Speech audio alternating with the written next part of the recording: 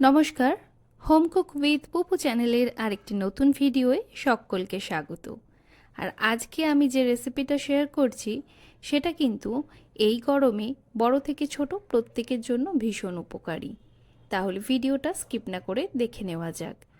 এখানে 450 gram chicken নেওয়া হয়েছে, যার মধ্যে 1 টেবিল চামচ গোলমরিচ আর 4 টেবিল চামচ টক দই, সাথে 1 চামচ আদা রসুনের পেস্ট আর স্বাদ মতো নুন দিয়ে ভালো করে ম্যারিনেট করে নিচ্ছি।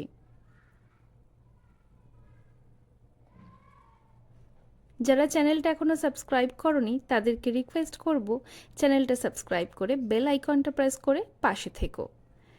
এইবার ম্যারিনেট করা চিকেনটা আধ ঘন্টার জন্য রেখে এখানে কড়াইতে একটু সরষের তেলের মধ্যে 2টো শুকনো লঙ্কা, 3 থেকে 4টে তেজপাতা আর একটু গোটা জিরে ফোড়ন দিলাম, যার মধ্যে দিয়ে দিচ্ছি একটা মিডিয়াম সাইজের বড় বড় টুকরো করে কাটা পেঁয়াজ।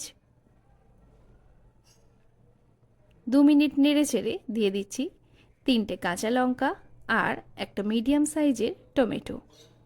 এইবার সব কিছু মিডিয়াম ফ্লেমে 4 থেকে 5 মিনিটের জন্য নেড়ে চেড়ে দিয়ে দিচ্ছি 2টো গাজর, যেগুলো একটু বড় বড় টুকরো করে কাটা হয়েছে। স্বাদ মতো নুন আর 1 চামচ জিরে গুঁড়ো দিয়ে এগুলো ভালো করে একটু কষিয়ে নিচ্ছি।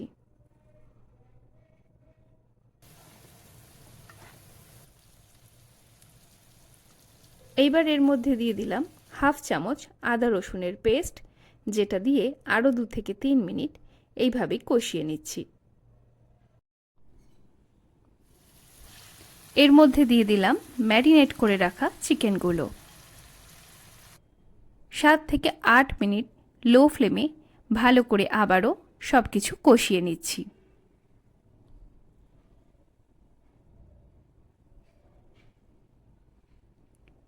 এইবার 10 মিনিটের জন্য এটা মিডিয়াম ফ্লেমে ঢাকা দিয়ে রান্না করব। ঢাকা খুলে খুন্তি দিয়ে সব কিছু ভালো করে একবার এপিট ওপিট উল্টে দিচ্ছি।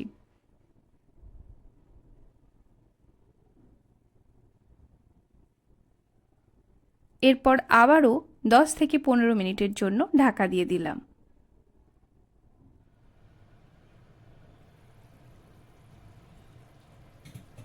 চিকেন থেকে কিন্তু প্রচুর পরিমাণে জল বেরিয়েছে, আর দেখেই বুঝতে পারছো কতটা সেদ্ধ হয়ে গেছে। এইবার গ্যাসের ফ্লেমটা বাড়িয়ে একটু জল কমিয়ে নিয়ে তারপর লো ফ্লেম করে এর মধ্যে সামান্য টক দই, গোলমরিচ আর 1.5 কাপ পরিমাণ জল দিয়ে দিলাম। সব কিছু ভালো করে মিশিয়ে এইবার হাই ফ্লেমে 5 মিনিটের জন্য এটাকে ফুটিয়ে নিচ্ছি। জল একদম কমে এসেছে আর সবজি আর চিকেন সব কিছু ভালোভাবে সিদ্ধ হয়ে গেছে, তাই ওপর থেকে দিয়ে দিলাম সামান্য একটু ফ্রেশ ক্রিম। এইবার সব কিছু মিশিয়ে গ্রেভিটা একটু ঘন হলেই রেডি হয়ে যাবে আমাদের এই রকম টেস্টি একটা চিকেন রেসিপি। এটা কিন্তু তোমরা রুটি পরোটার সাথে খেতে পারো।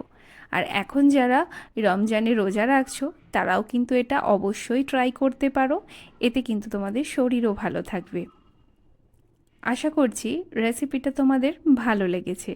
যদি রেসিপি আর ভিডিও ভালো লেগে থাকে তাহলে অবশ্যই চ্যানেলটা সাবস্ক্রাইব করে দিও আর লাইক কমেন্ট করতে ভুলো না।